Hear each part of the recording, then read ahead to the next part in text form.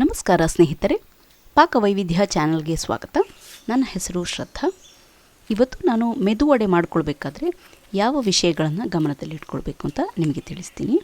ಹಾಗೆಯೇ ಕೆಲವೊಬ್ಬರಿಗೆ ಮೆದುವಡೆ ಎಣ್ಣೆಗೆ ಹಾಕ್ಕೊಳ್ಬೇಕಾದ್ರೆ ಕಷ್ಟ ಆಗುತ್ತೆ.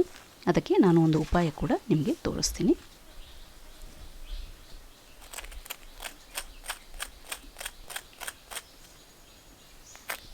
ನೋಡಿ, ಹೊರಗಡೆಯಿಂದ ಗರಿಗರಿಯಾಗಿದೆ, ಒಳಗಡೆಯಿಂದ ಅಷ್ಟೇ ಮೆತ್ತಗಾಗಿದೆ ಈ ಮೆದುವಡೆ. ನೋಡೋಣ ಹಾಗಾದರೆ ಹೇಗೆ ಮಾಡೋದು ಮೆದುವಡೆನ ಅಂತ. ಇಲ್ಲಿ ನಾನು ಮೊದಲಿಗೆ ಉದ್ದಿನ ಬೇಳೆನ ಚೆನ್ನಾಗಿ ತೊಳ್ಕೊಂಡು ನೆನೆಸಿಟ್ಕೊಳ್ತೀನಿ. ಇಲ್ಲಿ ನಾನು ಉದ್ದಿನ ಬೇಳೆಯನ್ನು ಉಪಯೋಗಿಸ್ಕೊಂಡಿದ್ದೀನಿ. ನೀವು ಬೇಕು ಅಂದರೆ ಇಡೀ ಉದ್ದನ್ನು ಸಹ ಉಪಯೋಗಿಸ್ಕೊಳ್ಬೋದು.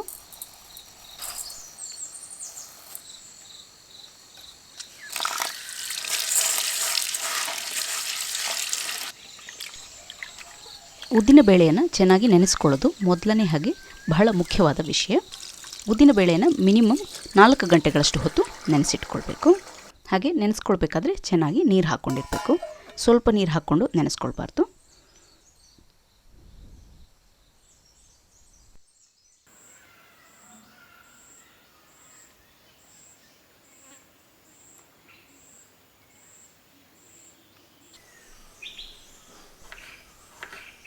ಇಲ್ಲಿ ನಾನು ವಡೆಗೆ ಹಾಕ್ಕೊಳ್ಳೋದಕ್ಕೆ ಸ್ವಲ್ಪ ಶುಂಠಿಯನ್ನು ಹೆಚ್ಚಿಕೊಳ್ತೀನಿ. ಸ್ವಲ್ಪ ಸಣ್ಣಕ್ಕೆ ಹೆಚ್ಚಿಟ್ಕೊಂಡ್ರೆ ರುಬ್ಕೊಳ್ಳೋದಕ್ಕೆ ಸುಲಭ ಆಗುತ್ತೆ.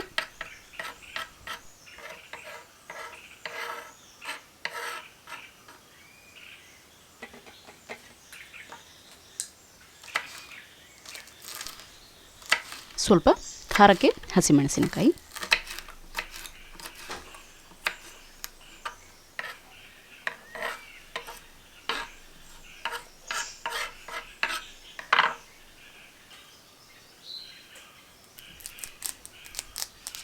ಸ್ವಲ್ಪ ಕರಿಬೇವಿನ ಸೊಪ್ಪನ್ನು ಹಾಕ್ಕೊಳ್ತೀನಿ.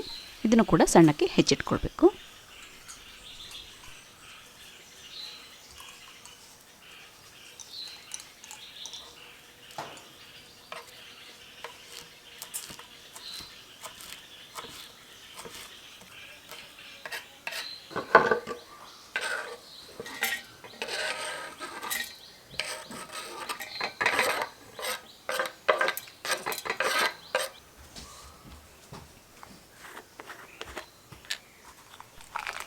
ಮತ್ತು ಸ್ವಲ್ಪ ಹಿಂಗ್,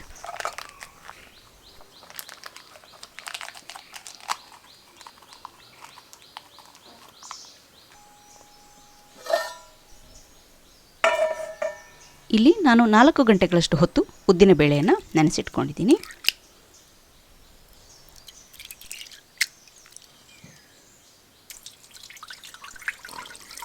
ನೆನೆಸ್ಕೊಂಡ ನೀರನ್ನೆಲ್ಲ ಸಂಪೂರ್ಣವಾಗಿ ತೆಗಿತೀನಿ ನಾನು.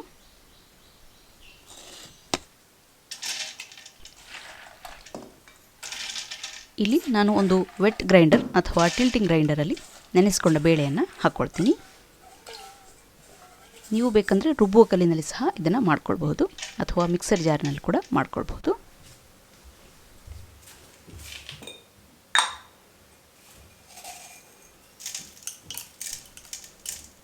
ರುಚಿಗೆ ತಕ್ಕಷ್ಟು ಉಪ್ಪು,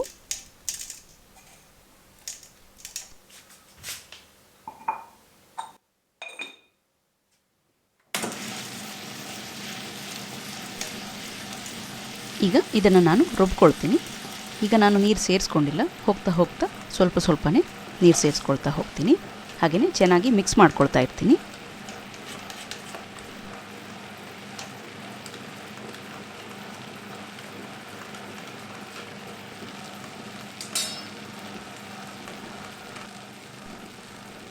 ಈಗ ನಾನಿದಕ್ಕೆ ಸ್ವಲ್ಪ ನೀರನ್ನು ಸೇರಿಸ್ಕೊಳ್ತೀನಿ.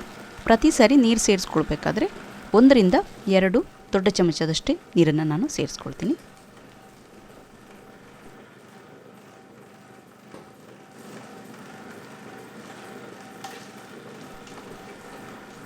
ಇಲ್ಲಿ ಆದಷ್ಟು ಕಡಿಮೆ ನೀರನ್ನು ಉಪಯೋಗಿಸ್ಕೊಂಡು ಉದ್ದಿನ ಬೇಳೆಯನ್ನು ನುಣ್ಣಗೆ ಮತ್ತು ಮುದ್ದೆಗೆ ರುಬ್ಕೊಳ್ಬೇಕು.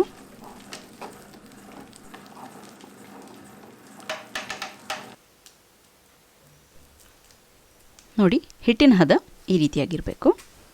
ಈಗ ಇದಕ್ಕೆ ನಾನು ಆವಾಗಲೇ ಹೆಚ್ಚಿಟ್ಕೊಂಡ ಶುಂಠಿ, ಹಸಿಮೆಣಸಿನಕಾಯಿ, ಕರಿಬೇವಿನ ಸೊಪ್ಪು ಮತ್ತು ಹಿಂಗನ್ನು ಸೇರಿಸ್ಕೊಂಡು ಒಂದು ಸರಿ ರುಬ್ಕೊಳ್ತೀನಿ.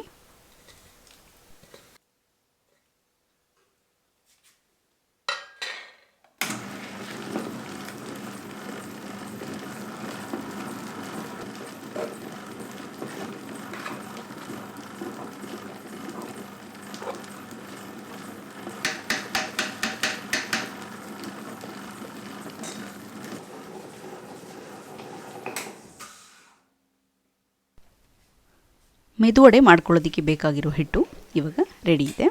ನಾನು ಇದನ್ನು ಒಂದು ಬೌಲಲ್ಲಿ ಹಾಕ್ಕೊಳ್ತೀನಿ.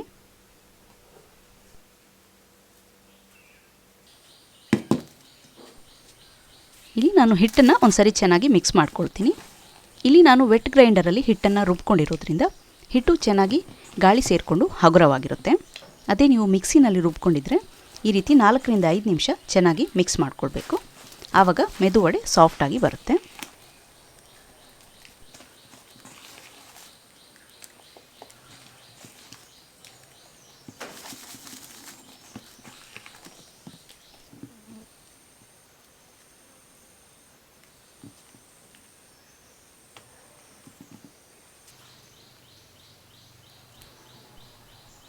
ನಾವು ಮಾಡ್ಕೊಂಡಿರೋ ಹಿಟ್ಟು ಸರಿಯಾಗಿದೆಯೋ ಇಲ್ವೋ ಅಂತ ಚೆಕ್ ಮಾಡ್ಕೊಳ್ಳೋದಕ್ಕೆ ಒಂದು ಗ್ಲಾಸಲ್ಲಿ ನಾನು ನೀರು ತೊಗೊಂಡಿದ್ದೀನಿ. ಅದರಲ್ಲಿ ಸ್ವಲ್ಪ ಹಿಟ್ಟನ್ನು ಹಾಕ್ಕೊಂಡ್ರೆ ಅದು ಈ ರೀತಿ ತೇಲಬೇಕು, ತಳದಲ್ಲಿ ಹೋಗಿ ನಿಲ್ಲಬಾರ್ದು. ನಮ್ಮ ಹಿಟ್ಟು ಕರೆಕ್ಟಾಗಿದೆ. ನಾವಿವಾಗ ವಡೆ ಮಾಡ್ಕೊಳ್ಳೋಣ. ಇಲ್ಲಿ ನಾನು ಒಂದು ಬಾಳೆ ಎಲೆಯನ್ನು ಬಾಡಿಸ್ಕೊಳ್ತೀನಿ. ಇದು ನಮಗೆ ಮುಂದೆ ಉಪಯೋಗಕ್ಕೆ ಬರುತ್ತೆ. ಏನು ಅಂತ ನಾನು ತೋರಿಸ್ತೀನಿ.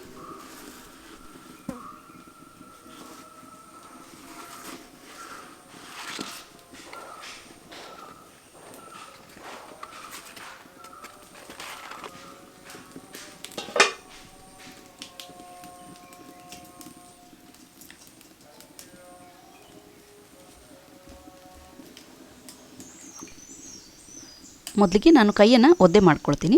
ಆಮೇಲೆ ಸ್ವಲ್ಪ ಹಿಟ್ಟನ್ನು ಕೈನಲ್ಲಿ ನೋಡಿ ಈ ರೀತಿ ತೊಗೊಂಬಿಟ್ಟು ಅದನ್ನು ಉಂಡೆಯನ್ನಾಗಿ ಮಾಡ್ಕೊಳ್ತೀನಿ. ಮಧ್ಯದಲ್ಲಿ ಒಂದು ತೂತು ಮಾಡ್ಕೊಳ್ತೀನಿ. ಈಗ ಇದನ್ನು ಎಣ್ಣೆಯಲ್ಲಿ ಹಾಕ್ಕೊಂಡು ಫ್ರೈ ಮಾಡ್ಕೊಳ್ಬೇಕು.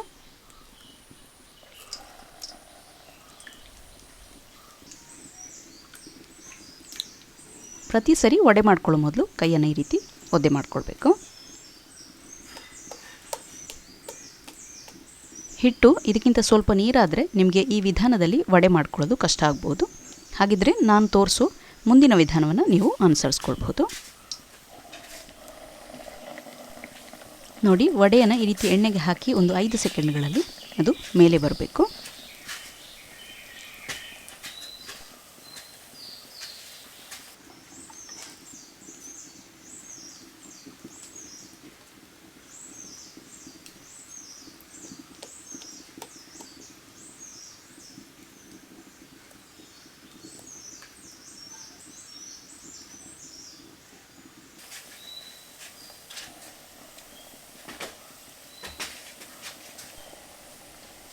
ಹದವಾದ ಉರಿಯಲ್ಲಿ ಮೆದುವಡೆನ ಬೇಯಿಸ್ಕೊಳ್ಬೇಕು, ಇಲ್ಲಾಂದರೆ ಒಳಗಡೆಯಿಂದ ಹಸಿಯಾಗಿ ಉಳ್ಕೊಂಡು ಬಿಡುತ್ತೆ. ನೋಡಿ, ಈ ರೀತಿ ತಿರುಗಿಕೊಂಡು ಬೇಯಿಸ್ಕೊಳ್ಬೇಕು.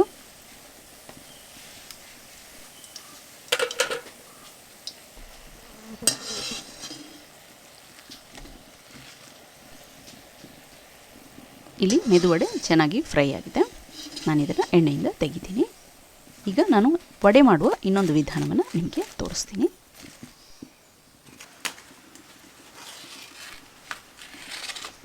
ನಾನು ಆವಾಗಲೇ ಬಾಡಿಸಿಟ್ಕೊಂಡಿದ್ದ ಬಾಳೆಲೆನ ನೋಡಿ ಈ ರೀತಿ ಸಣ್ಣ ಸಣ್ಣ ತುಂಡುಗಳನ್ನಾಗಿ ಮಾಡ್ಕೊಳ್ತೀನಿ.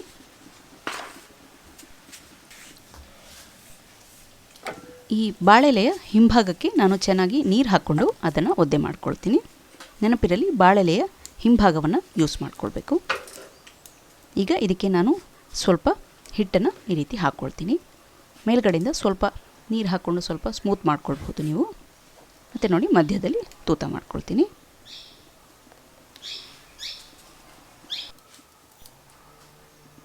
ನೋಡಿ, ಇದನ್ನು ಈ ರೀತಿ ಕೇರ್ಫುಲ್ಲಾಗಿ ಎಣ್ಣೆಗೆ ಹಾಕ್ಕೊಳ್ಬೇಕು. ಪ್ರತಿ ಸರಿ ಎಲೆಯನ್ನು ಈ ರೀತಿ ಒದ್ದೆ ಮಾಡ್ಕೊಳ್ಬೇಕು. ಸ್ವಲ್ಪ ಹಿಟ್ಟನ್ನು ಮೇಲ್ಗಡೆಯಿಂದ ಹಾಕ್ಕೊಳ್ಬೇಕು. ಸ್ವಲ್ಪ ಕೈಯನ್ನು ಒದ್ದೆ ಮಾಡಿಕೊಂಡು ಹಿಟ್ಟನ್ನು ಸ್ಮೂತ್ ಮಾಡ್ಕೊಳ್ಬೇಕು. ಮಧ್ಯದಲ್ಲಿ ಒಂದು ತೂತು ಮಾಡ್ಕೊಳ್ಬೇಕು.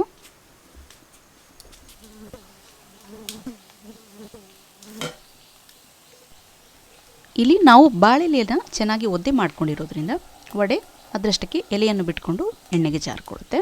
ಆದ ಕಾರಣ ನಮಗೆ ಜಾಸ್ತಿ ಕೆಲಸ ಆಗೋದಿಲ್ಲ. ನಿಮ್ಮ ಹತ್ರ ಬಾಳೆಲೆ ಇಲ್ಲ ಅಂತಿದ್ರೆ ನೀವು ಒಂದು ಪ್ಲಾಸ್ಟಿಕ್ ಶೀಟನ್ನು ಒದ್ದೆ ಮಾಡಿಕೊಂಡು ಅದರ ಮೇಲೆ ವಡೆಯ ಹಿಟ್ಟನ್ನು ಹಾಕ್ಕೊಳ್ಬೋದು.